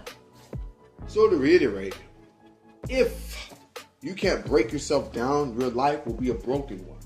Once you break it all down, the issues conveyed will simply reverse themselves, as crazy and simple as that may sound. Call it a reversal of fortune. Okay, so that was quote number 3. So I have 7 of these. I don't know if I'm going to read all 7 today, but I did want to share a few. If I don't read any more today, I'm going to come back in the next episode and I'll read the rest then. But let's go over that some more, what I just read to you. What I'm saying is, ultimately, all these situations that you think are gonna bring you a certain level of satisfaction. You know, in terms of the money, in terms of the wife, in terms of the kids, in terms of the good schools, in terms of the vacations, in terms of everything, in terms of all these things that you think will make you whole inside. It won't matter, because wherever you go, there you are. And I don't know whose quote that is, but I'm sure you all have heard it before. If you don't break yourself down within, your life will be a broken one. This is true. You're always going to have an issue. You'll always have an inability to fix the relationship when relationships go awry, when things go sideways. This is just a consequence of not doing the work, because ultimately within you have energy. Your energy attracts like energy, or I don't know. Your energy is in this effed up place and you're just always feeling like crap. You attract situations that continue to perpetuate that. And that's just what it is. And it just, if you paying any attention, rich or not, just notice how your problems never seem to end. Do you think that's a coincidence? I mean, just use your head. The thing is, where your mind's really tricking you at is you are not intuiting or really feeling the value of what I'm talking about. Its power, its weight. See, I felt enough distress late 2019 where that was enough, that alone was enough to make me commit, as I did, to this work for a lifetime. For the sake of peace. Ultimately, it wasn't even the work per se, it was committing to the peace, but the consequence of that was the work that I do day in and day out, the consciousness work. So distress is what made me commit, but what strengthened the commitment, even though I was never going to stop, but what strengthened it was my first retreat, because I did a retreat where I went hardcore. I think it was 11 hours in a motel for a day and just meditated hardcore, tired, could barely keep my eyes open. It was torture just to sit on the couch and meditate. And I did all types of meditation. I did meditation, I based on what I remember, because I have a record of a lot of techniques and stuff I've done, but back in 2019, or I think it was early 2020, I wasn't keeping a record, or I think I did keep a record, but I lost the record. It was on a phone. Anyway, so I've done a variety of techniques. It involved concentration, where you concentrate on a sound or a visual. I think it was a sound I had to concentrate for a certain amount of time. I did meditation with binaural beats. I did meditation without binaural beats. The key thing centered around meditation, but I really went in. And I just have to tell you, my mind was just losing its shit, man. It was just going crazy. Crazy. And listen, there's a variety of weird experiences I had in that first retreat. A sudden instance of a sudden emerging of spaciousness within my mind, even though the spaciousness that I experienced at that point was not even a percent of a percent of a percent of what I got now. It was still, there was a point I remember where my thoughts were going crazy when I was just practicing stillness. And then my mind got quiet suddenly. It was just this feeling of spaciousness. And compared to what it was before then, it was a pretty spacious feeling. Now, it's a whole different level now, but that's what I experienced. But that had nothing on what happened later, because when I left the retreat, it was all said and done. I was married at the time. Divorced now, but I was married at the time. And I remember just getting home, and I felt like crap, like complete, absolute dog shit, like horrible. And I was feeling depressed because I was like, really, I did all this? I really went hard with meditation and everything at the motel. This is the first meditation / spiritual retreat I've ever done. And, you know, my first consciousness retreat, the end result is I just feel like crap. I'm tired and I feel depressed. I feel horrible. That's what I felt like when it was over. And I'm at home feeling like this, sitting on the bed. I think it's late morning, probably late morning, or no, maybe early afternoon. But that's neither here nor there. Anyway, I sleep. I take a nap, and I don't think I even took a nap for long. And then when I woke up, it was like 5 pounds of muck had been removed directly from my skull, directly from my head. And I felt a permanent spaciousness within that I knew was there. Now, this is not to say the peace I talked about, that permanent peace, I had not achieved that yet. I had not attained that at all. So don't get this twisted what I'm saying here. But in terms of my mind, it was like muck was removed. I felt a mind that felt not muck free, but comparatively less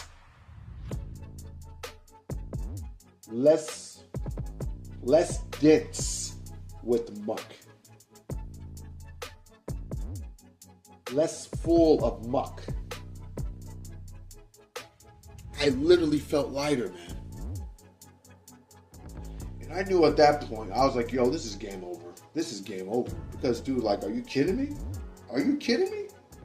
Well, you think there's no way in hell I'm stopping this. Not forever. I committed to never missing a day. But yeah, at that point, it's like, dude, are you kidding? And I hadn't even discovered Kriya Yoga yet. This was before Kriya Yoga. Kriya Yoga, that's a whole different animal right there, man.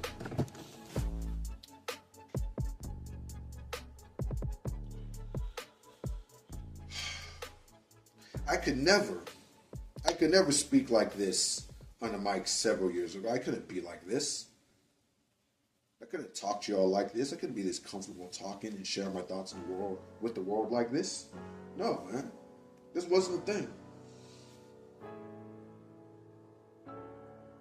You have to understand that, now, listen, what I'm talking about, late 2019 and early 2020, with that first retreat and everything, you have to understand that was followed by, I think it's fair to say, almost unfathomable hardship, in the sense of not that there were like people dying around me per se, in terms of close ones or family members or something like that.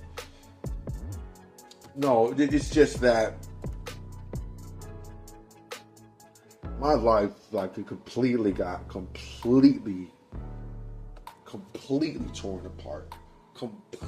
torn apart following that first retreat, like completely.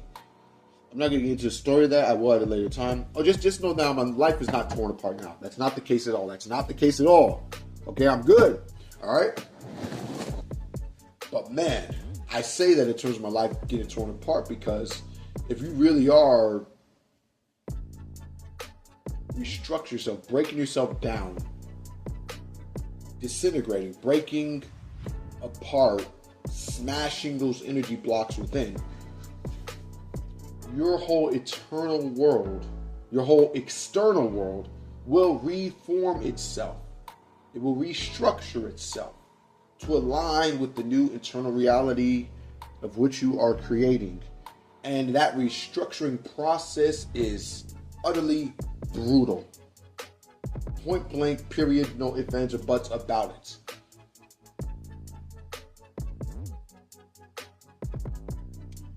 So that's just getting deep about it. That's we're talking about. So I had to go through that before that permanent sense of peace was attained. But understand, this is an infinite journey. One thing I cannot attest to, even though I've heard it said, there's a point with this work where you could be good and don't have to do it anymore because you've awakened enough where you're good. It's not going to reverse itself. That's not in the beginning, from what I understand, but when you're deep into this work, if you've done enough of it, if you've been effective enough, you could stop and you'll just be peaceful forever. But you can keep going and keep going and keep going and get more and more connected and have more awakenings and just awaken deeper, just be a more awakened soul. That's entirely up to you. Of course, I don't know the point in which you can stop and it's safe. I don't know if it would be safe for me to stop. I'm sure I get a sense at one point I will just know, like from within, I'll just know, okay, if you want to, you can stop now and there won't be an issue. But I won't stop. That's not a thing. Not in this lifetime. Sorry, not happening. I think about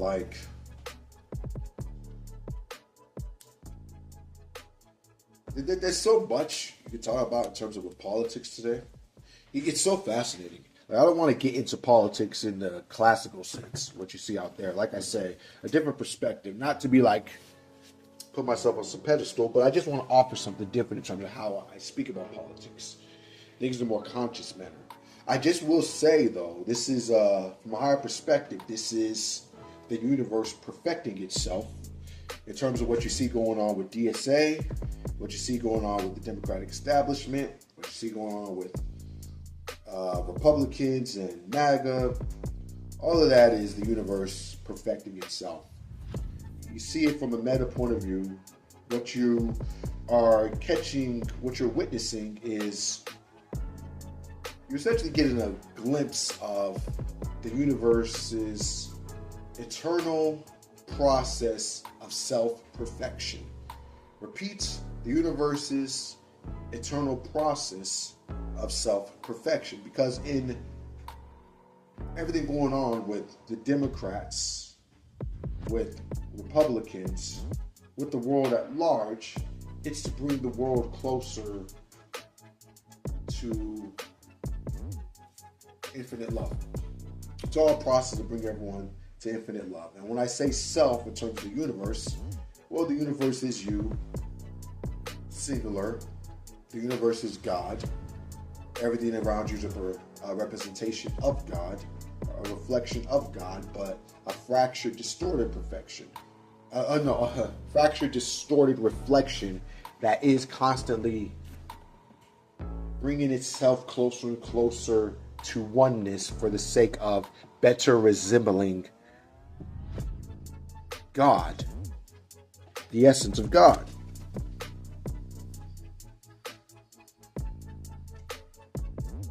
And this time flew by today, man. Yo, I gotta say, I'm gonna comment on my previous video. I don't want to call this a podcast. I think I might have used the term technically. I don't even think I wrote that in terms of how I termed the show. What do I want to call it? I'll come up with a name for it. You might see it in the title of the video by the time I post it, but I'll come up with a name. I might come up with a name, I should say, in terms of what I call what I'm doing here. I don't want to call it a podcast. I might just coin a new term just for the sake of, because even though this could be listened to a podcast format, it's just, at its essence, it's more of a visual project, a visual creation.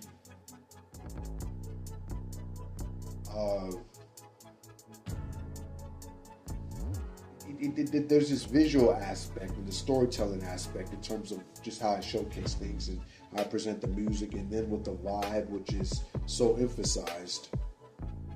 The vibe is very important. I just want to want to make sure that I just don't want to just stick it or affix that term podcast to it. Like that's what this is. It's a podcast. But most people probably just call it that anyway, which is cool. But I'll probably come up with a term for it. Anyway, what was I saying? In terms of, not on the, let's see, in terms of politics, play that back. Well, Paul, right now, I'm actually just trying to remember what I was literally just saying. All right, yeah. So I'm talking about the quality. I was talking about the quality of the second video I did. And yeah, man, I wasn't on my game in that video. I just was. I feel like my words were stilted, my sentences. I feel like I couldn't articulate certain points I was wanting to make as clearly as I was able to. I was not on my verbal game in the last video. So I just, when I was listening back to it, it's like, I listened back to it during the editing process, obviously. It's just, I wasn't necessarily satisfied. Even though overall, I consider it one of my better videos, but compared to the video that came before it, I felt that I was just off my game a little bit. And I'm talking about the long form videos, and it's understood. I'm not going to be perfect. It happens. It is what it is. But that's just something that's been a little bit on my mind. Like I could do better in terms of just my execution. But it's just, I feel like when I was doing that second video, I just felt a little bit tired. Felt a little mentally tired. Maybe a little mentally strained. I'm not sure, which is interesting because I feel as insanely creative as ever, and I feel like I could do so much more, but just in the actual recording process of the video, my mind just wasn't moving or functioning in the way that I knew it could. It did not feel or seem to be firing on all cylinders. So that's just a bit of a self-critique, which I don't mind doing. Touching back on politics and everything. Yeah, it's just gonna be fascinating to see how this works out, because things swing so brutally to the right over the last couple of years that the way things are moving so aggressively to the left, it's fascinating, man. I mean, these people on the left are not playing any games. Everyone, take them seriously or not. Ultimately, I think, my opinion is, anyone listening could probably get a sense of where I stand on this type of stuff anyway. But I think they're going to do wonderful things for America in terms of the left and these people, these candidates, these victors emerging from the left in these congressional races. I think what we're going to see, what we do see coming from the left, and what we will see is a wonderful, wonderful thing. I think Mamdani is dope, man. I mean, I think he's dope, man. Like, he's just getting it done, man. I am in awe of this man, dude. He's doing it. Handle the business. He's incredibly effective. I mean, he has charisma. He knows how to use it. He's an incredible speaker, highly intelligent, and he's current, man. Like, he gets the lingo, just gets the vibe of a situation, reads a room very well, knows how to talk to people, understands cultural situations, understands the culture at large, understands politics, understands the historical implications of what he's doing and how he needs to do it, or I should say, or the importance in how he needs to do a thing, get it done. He's just been handling business. He's been highly effective. Mamdani is the man. That's just what it is. He's the man. He's the man.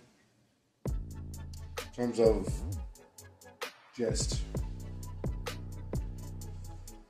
this world as a whole, and for all the horrors that we see unfolding in this world, understand it's all bringing us to a better place. All right? And I think the left is proof of that. The rise of the left in this country, the USA.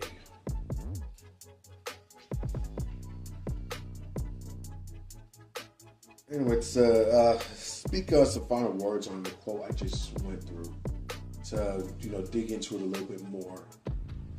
Just really understand that. Like, understand that, yeah, you get that car, but your neighbor's going to end up with a better car. Car's going to become old and not going to be interesting to you, not going to be fun to you. And if you're depending on kids for happiness, it's going to be the same thing. Yeah, you'll get some highs with your kids in terms of milestones as they get older, when they graduate and all that, but that's going to only do so much. It's not going to bring you happiness either. It just isn't. You can fool yourself and think it is, but it isn't. Okay, the house, the same thing. The vacations, the same thing. You will be able to experience an endless stream of highs, which is pleasure, doing one thing after another, after another, after another. But it's going to be like, taking, a hit of heroin, so to speak, in the sense that you're going to become more and more dependent on it. One thing after another to keep that dopamine coming, to keep your life exciting. It's not going to matter how much money you get. You'll be chasing your whole life. It's more than just peace that I am offering here, that I'm telling you about here. We're talking about access to infinite creativity. We're talking about access to infinite love. We're talking about access to infinite understanding. We're talking about access to a deep understanding of yourself in a way that you never thought possible. We're talking about access to infinite beauty. We're talking about access to just a greater appreciation of everything, including yourself. You'll see your children in ways you did not see your children before. You'll see your spouse in ways you were not able to see your spouse before. Everything in your life will become more profound and deeper. You will see it as such because that's how it will be.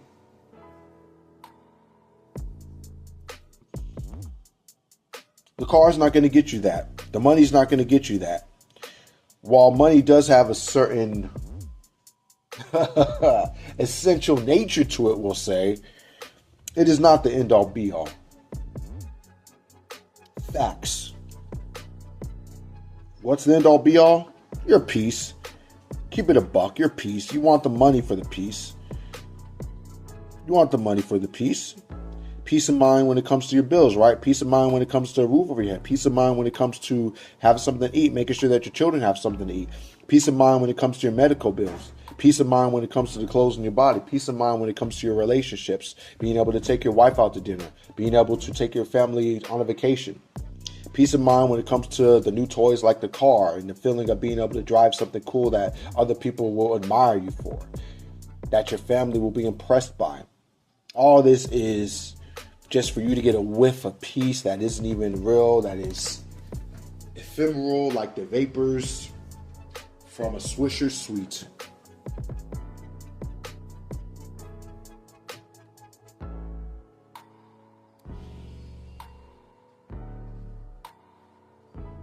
It is literally an internal breakdown, and you'll get to a point where, if you're committed to this work enough, you'll get to a point where you'll literally feel the blocks breaking within, day after day after day after day. This will go on for years because at this point it's been going on for, I guess, nearly 2.5 years with me. I've been actually internally feeling physical blocks get broken, which is similar to what it feels like when you have a bone, one of your bones or joints pop.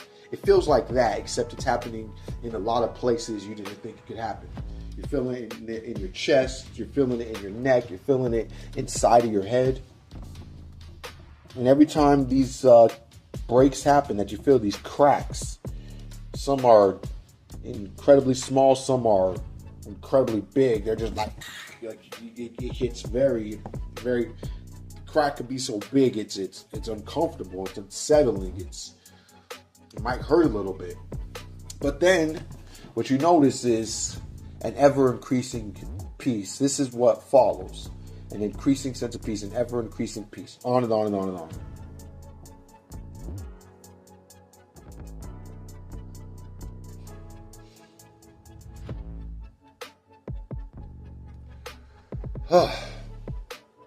I just want to sit here in silence. I sit here and just enjoy what I have playing here. Enjoy this music. Enjoy it. You don't need me to speak every few seconds for you to be able to keep your attention on this video. Do you? Do you need me to speak every few seconds, or are you going to lose your shit? Don't get me wrong, guy. Yeah, if someone takes too long to speak or say anything, even me, I might be like, all right, well, what is it you're trying to say? At the same time,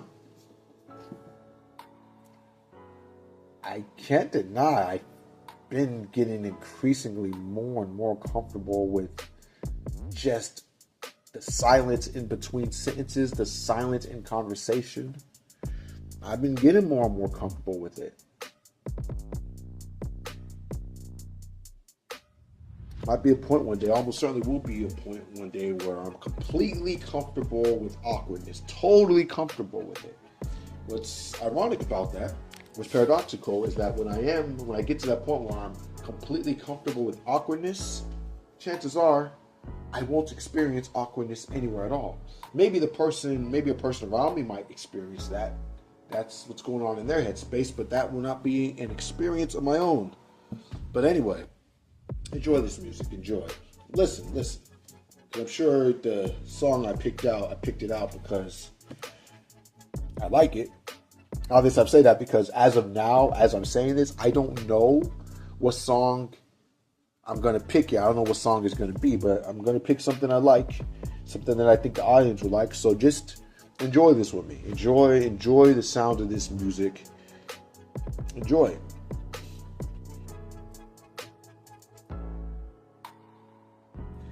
I just want to, it's a vibe. It's about a vibe. This whole thing, I want to just create a vibe. That's what it's about. It's all good in a bag of chips, man. Life can be a beautiful thing. But money's not going to bring you that beauty that life has to offer, though it will give you more options. And don't get me wrong, I'm not trying to spend too much time like disparaging money. No, money's important. Take it from me, money's important. I already said, I referenced the essential nature of it in words I spoke just a few moments ago. So money it's of crucial importance. Let's keep it a buck. But this is just in terms of, this is obviously in terms of survival.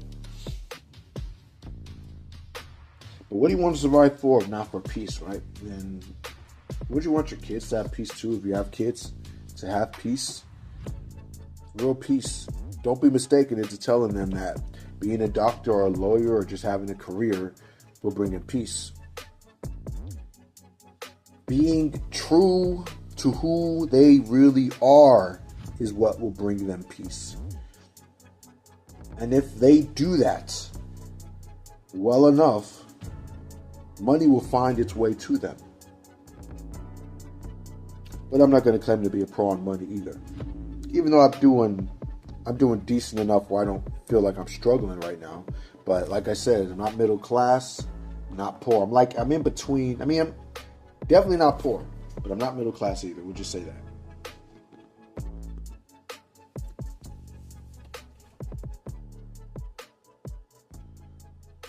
So that's the last quote I'm gonna read.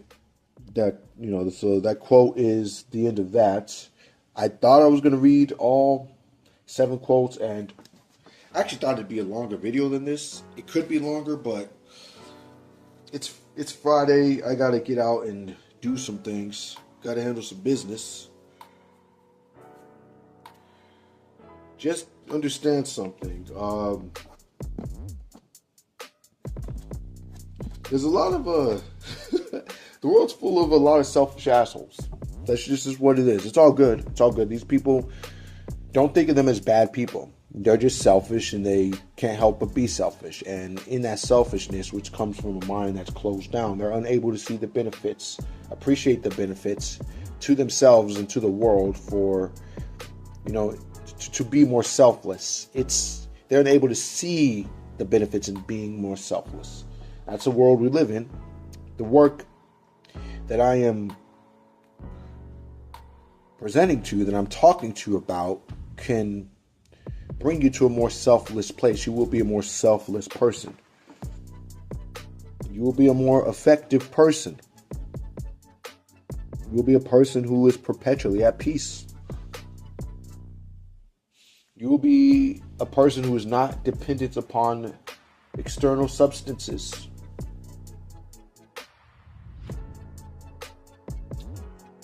You can do magic. You can do absolute magic in this world. You're a magical being. You're freaking magical. What do you want me to say? Call it cheesy. Call it cliche. It doesn't change the fact that you're magical. Okay? You got magic going on inside you. You just don't know. You have no clue. Capability. You have no clue of the peace that's to be had.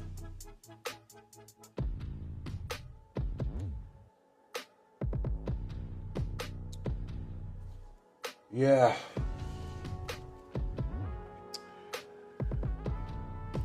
I'm going to enjoy this.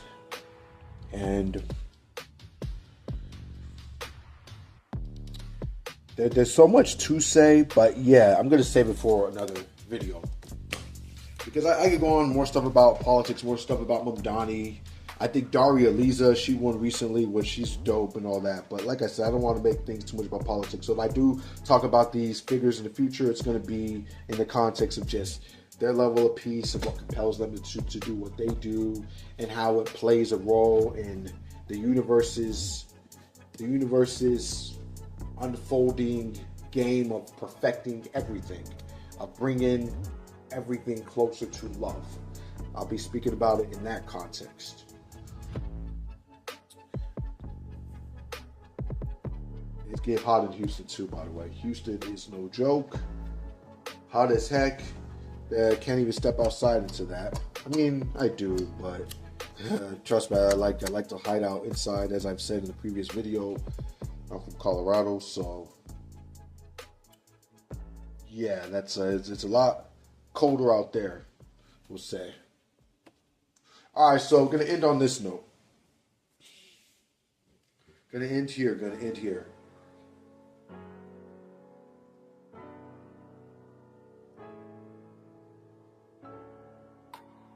You're not close. You can be. You can be a lot closer than you are for sure, but you're not close to what it is you really want in life. You don't really know what you want in life, because you need to experience that change start to happen within, in terms of that access to source.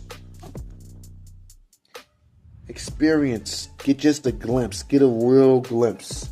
Get a real glimpse. Do enough work to get a real glimpse. How much work will that be? I can tell you it's different for each individual, but get a real glimpse. And